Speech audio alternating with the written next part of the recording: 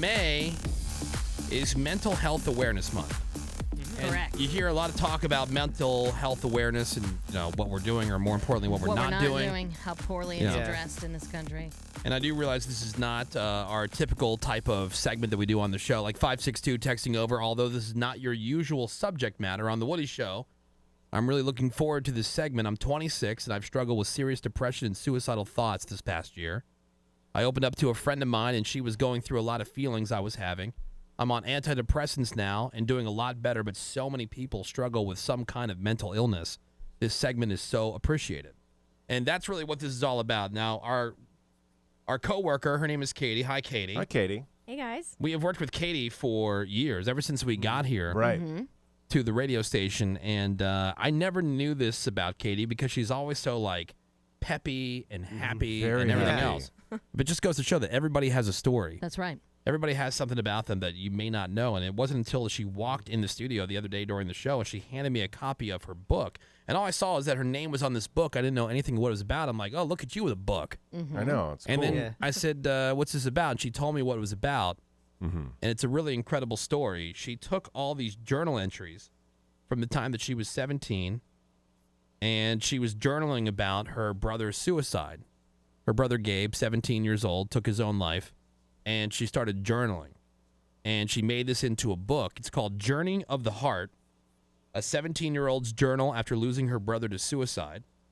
You can find it on Amazon, and also if you go to the website journeyoftheheartbook.com, and we put links on all of our social media. So Twitter, Facebook, I think there's something on Instagram about it. We put it everywhere so you can find this book. It's really interesting.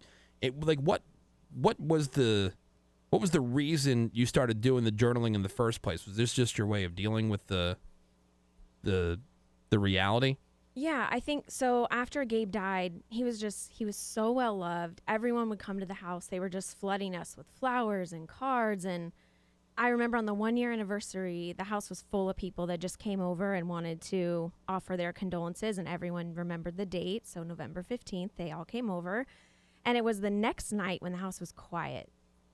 I thought, okay, I got a lot on my mind. I need to just start putting it on paper. And I took an old journal I had gotten for Christmas for my parents, and I thought, okay, this journal is only going to be about Gabe. I had a separate one that was life, but I was like, this is just about Gabe. Anytime I think about him, anytime I miss him or I'm mad at him, sometimes I'd be writing to him. Everything would go there. If someone told me a memory of him, I'd write it there. There was often a girl like, I had a crush on your brother or this or that. I write all those things down. So it started at the 1-year mark. Wow. Okay. And then it went for, how long did you end up doing this? About 3.5 years. Oh, wow. And I just kept it under my bed. I'm never going to show this to anyone. Right. Why would I ever want to share my most... Right. Right. Yeah. It's your journal. It's my journal, and it's the hardest thing I went through up to that point in my, he died when I was 16. Okay, so you were 16. He's 17? Right. When he does this? Right. And that's the thing that was so crazy. And that's the thing that really scares me as a parent is that, you feel like you make it through certain, checkpoints, if you will, like certain milestones. And you figure oh, your kids are going to be okay. Everything seems fine. They're healthy. They seem pretty mentally and emotionally, physically adjusted and stable and everything else. But then all of a sudden, here, your brother, 17 years old, does this. And there wasn't any, you say there were signs, but even not knowing anything about it, you didn't notice anything weird? He wasn't reclusive or staying away from people? Yeah, at the time I thought, what? He would say things every once in a while when he'd get mad, I'll just kill myself. Or he would make comments here and there, and I thought, he doesn't mean it. It was so easy to People dismiss. say that stuff all the time. I think people don't realize, was it a cry for help? Had he thought about it a long time before he actually stated that to us?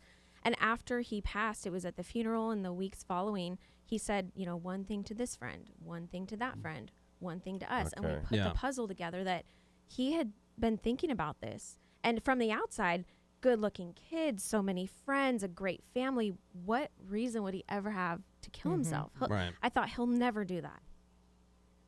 Was there any note, or did you have any closure that way of at least knowing what was going on? Or It's funny. I see him now as just the 17-year-old that he was. You know, at the time, he's my older brother, right? And in my mind, he's still my older brother, even though he's a 17-year-old.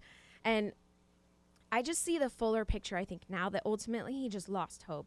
He did leave a note, but it didn't answer anything. He basically was saying, don't blame yourself. You guys are great. And it didn't answer anything. It only showed me he's in pain. And I think sometimes when you lose someone to suicide, the thought is, and I've been asked, oh, did he leave a note? But he did, but it didn't answer anything. It just showed me, wow, he was in much more pain than I realized. We're talking to Katie, who's one of our coworkers here at the radio station, and she just told us about this book that she wrote and she published. It's called Journey of the Heart, a 17-year-old's journal after losing her brother to suicide. So obviously very personal stuff. Again, she said she'd never even thought that it would ever see the light of day for anybody besides herself. Well, why did you decide to release it, Katie?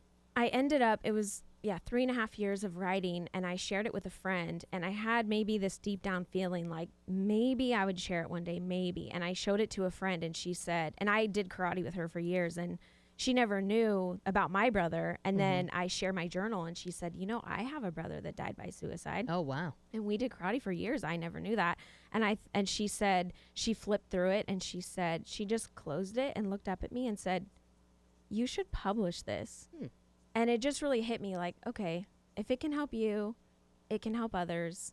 So let's do it then. See, I find it useful not as somebody, because, I've known people who have committed suicide. In fact, somebody just a couple weeks ago. Oh, yeah. Right after, a few weeks ago this morning, right after Easter. Yeah. Somebody that we used to work with, Ravi and I used to work with, and I just got the news, all of a sudden this person was dead, and I figured like, oh, well, they're older than I am by a substantial amount, but I thought they had like some kind of heart attack or whatever. Like a health episode. This would have been the last person that I ever thought, like if you would have given me a list of everybody that we worked with at this radio station, this person would have been probably dead last of the person that I would have guessed would have ever, taken their own life.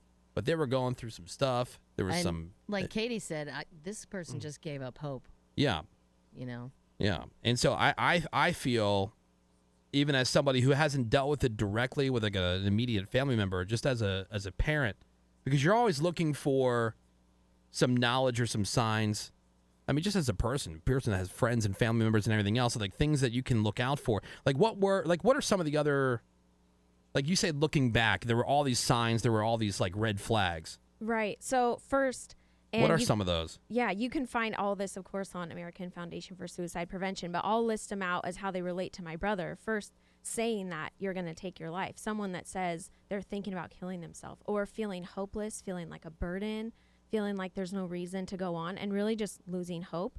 Someone that starts retreating from others, giving away personal possessions, making final phone calls and visits, putting your affairs in order. Like the night before my brother died, he wouldn't hang up the phone. He would end one call, start another. And I'm over there like knocking on his door like, my turn. Can I have the phone? Yeah. It's the family phone. Right. And then he was just call after call after call. And I didn't think anything of it at the time. And then he would start taking stuff out of his room, and he was giving me things from his room. And I'm like, why are you giving me stuff from your room? And he insisted. And so I took it, put it in my room. And you never said anything like that? Even looking back? About that, no. But then I've learned the signs are things like making those final calls, putting your affairs in order. Like I'll tell you one story of a friend of mine who helped save a life by recognizing one of these signs, because his friend, he knows about my friend knows about my brother and knows about the warning signs.